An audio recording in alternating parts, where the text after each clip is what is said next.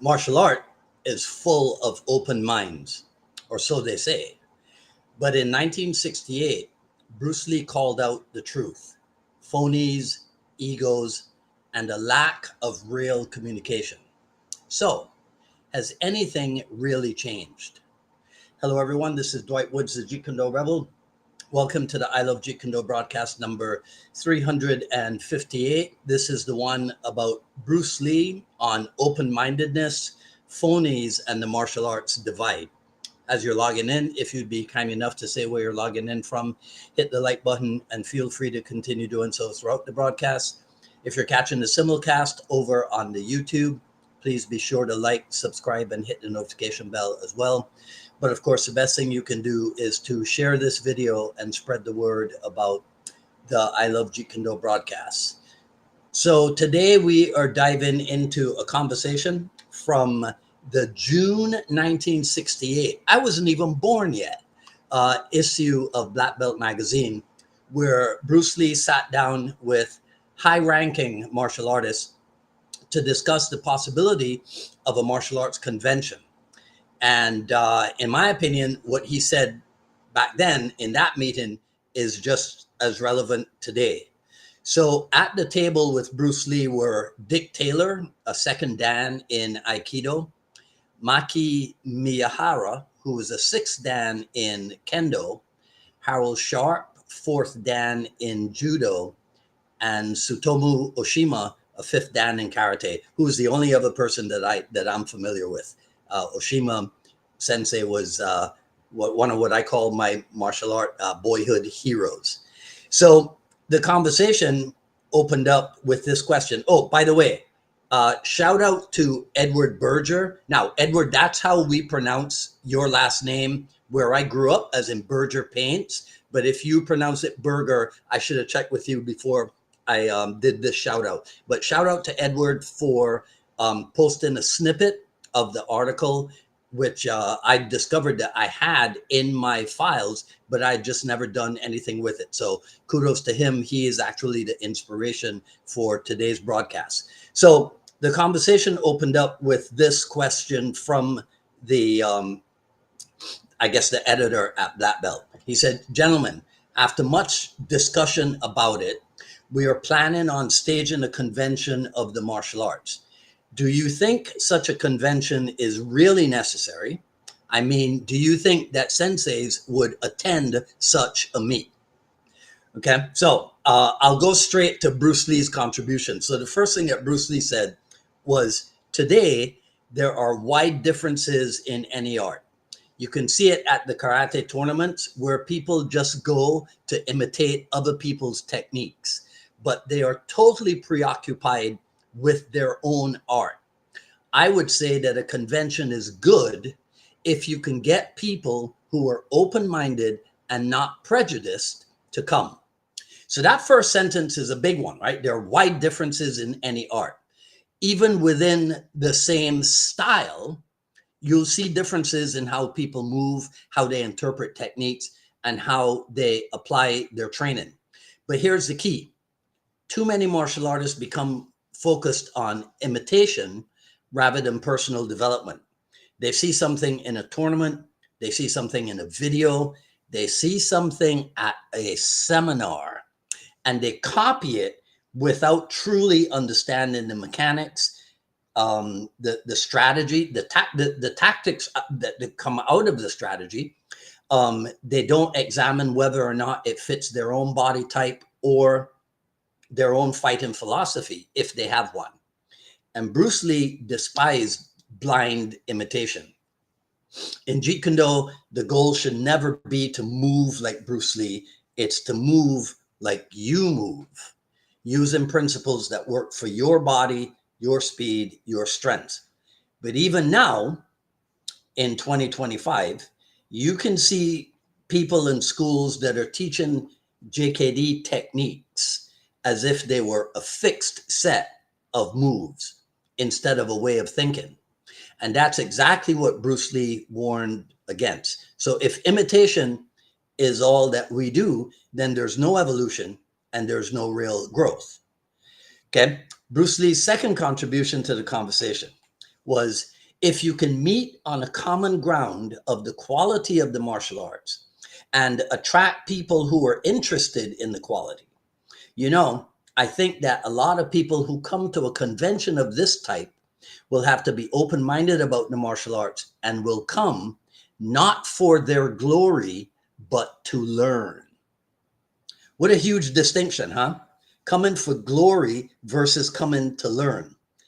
There's a difference between those who truly seek out knowledge and those who show up just to prove that they already have it. And if you spend any time on the Facebook pages and the Facebook groups about Jeet Kune Do, you know what I'm talking about. So that is a problem that Bruce Lee was identified in 1968 that still exists, right?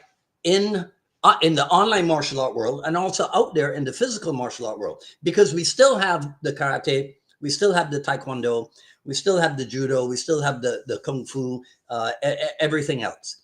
And each has its own dedicated followers who often refuse to step outside of their own system.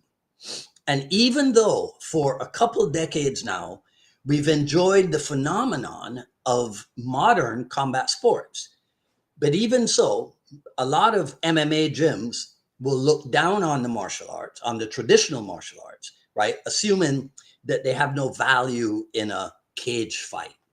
And on conversely, traditionalists will criticize MMA for lacking true martial spirit. So the cycle continues. But here's the thing. Along comes Bruce Lee, who knew that no single art had all the answers. And that's why Bruce Lee was never just a collector of techniques. He was searching for efficiency, for effectiveness, for, it's a cliche, and I hate using this word when it comes to Jeet Kune Do because everybody uses it, but he was searching for adaptability.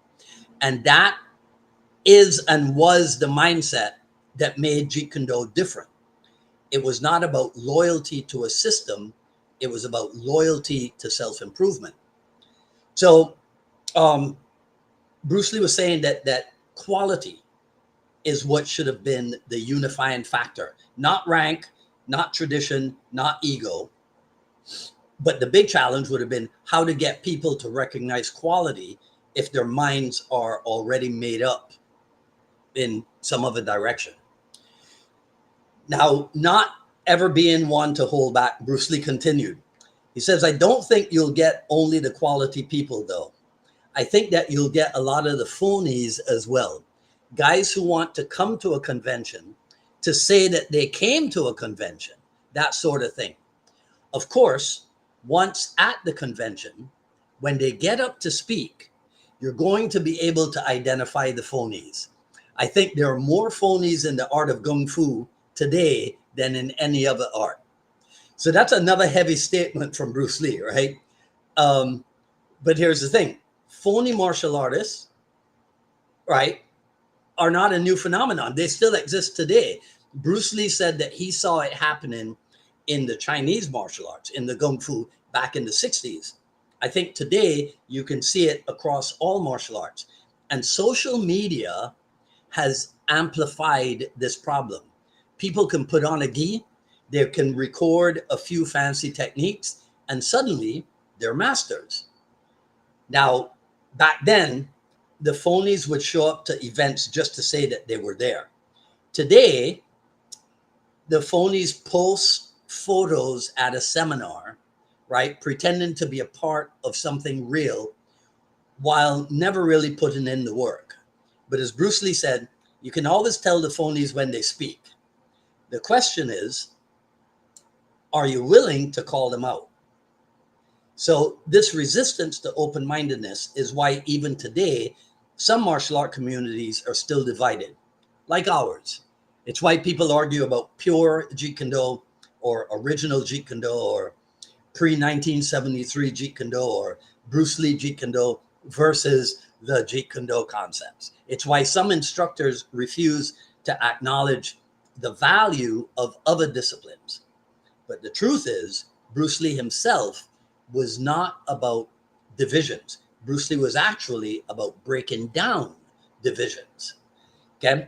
So then he goes on, he adds another layer. He says much of the phoniness comes about because of the lack of communication between instructors. Bruce Lee, 1968. What a powerful insight. Because when teachers isolate themselves, then they create their own little worlds. Now, George Winstable and I do not agree most times, but George was saying something today about, if you don't spar with world-class athletes and what have you.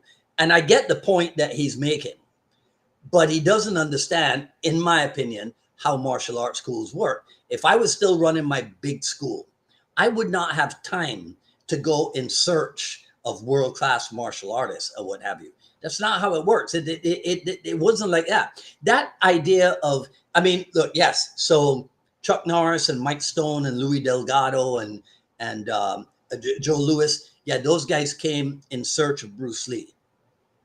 Okay, so I'm not saying that it's impossible. Burton Richardson has a lot of world-class people that come by, but that's how his place is set up. That's how Eric Paulson's place, for example, is set up. But I don't know that a bunch of world-class people are seeking out Chris Kent in Boise, Idaho, or what have you.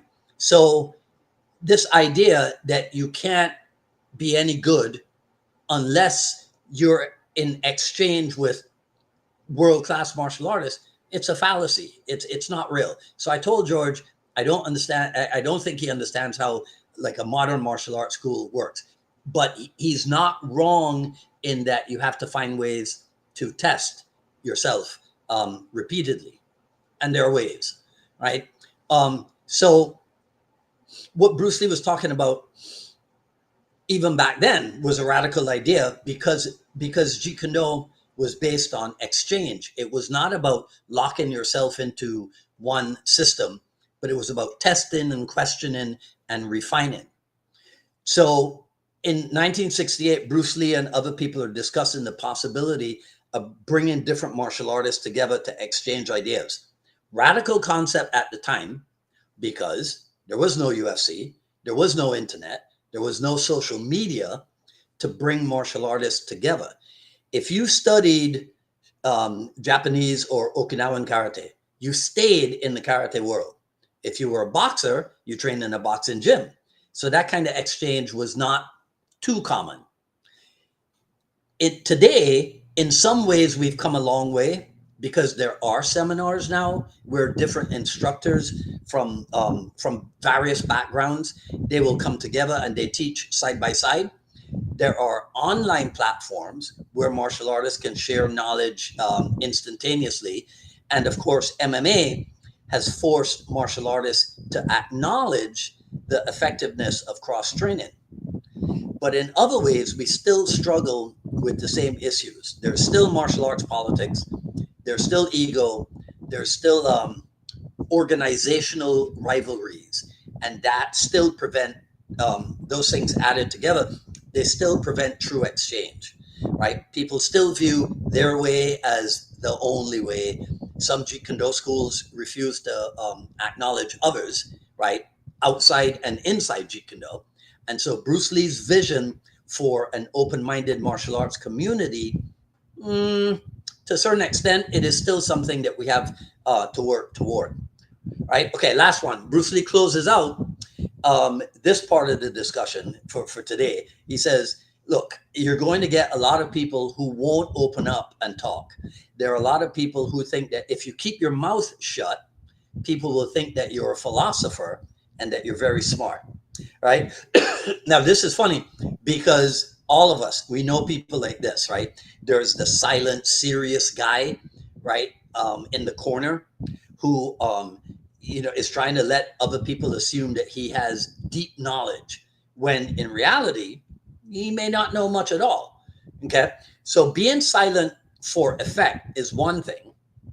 Being silent because you have nothing of value to add, that's another thing. Right. So this Jen Psaki's to the idea of authenticity. You get that? Circles back, right? If a martial artist, if you truly know what you're talking about, then you don't need to hide behind an air of mystery. If you've ever seen the JKD segment of the 1982 BBC documentary with Sifu Dan, The Way of the Warrior, at the end he says, if you're secure in your knowledge, you don't have to hide it. Why hide it? You can just bring it out. So you don't have to hide behind this air of mystery, right? People who are authentic will engage, they'll question, they'll share because they know that that is how knowledge is passed on. So in 1968, Bruce Lee saw the potential for something greater, but he also knew about the roadblocks. So the question is, are we overcoming these roadblocks, or are we still making the same mistakes? Now, to make this even a little bit more personal, so to speak, right? Are you training with an open mind? Are you questioning what you're doing, right? Are you testing it, or are you refining it?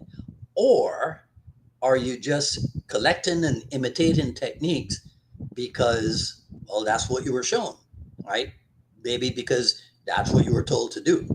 So I know this one has been a long one, almost 20 minutes, right? Let me know what you think in the comments below, because that is all I am going to say in this video. So if you like what you heard, please comment, rate, subscribe. I don't have time right now to go through the comments. So when we hang up, I'll take a look and come back to you, right? Follow me on Twitter at Dwight Woods and on Instagram at Dwight D. Woods, at paypal.me/unifiedma Miami, paypal.me/unifiedma Miami. The Jeet Kune Journey Volume 1 is available, paypal.me/unifiedma Miami. There you go. All right.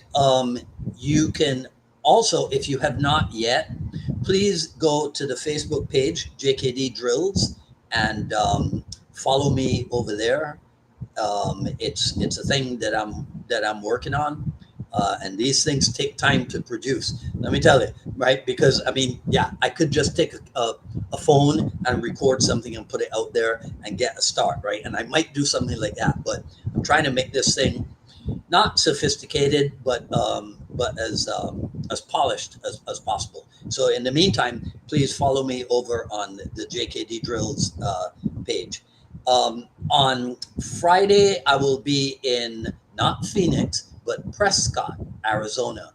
And if everything works out accordingly, my good friend and former student, Carlos Redlick, the guy who actually got me started on Facebook, he and I will be talking about his, because Carlos is one of the top copywriters in the country.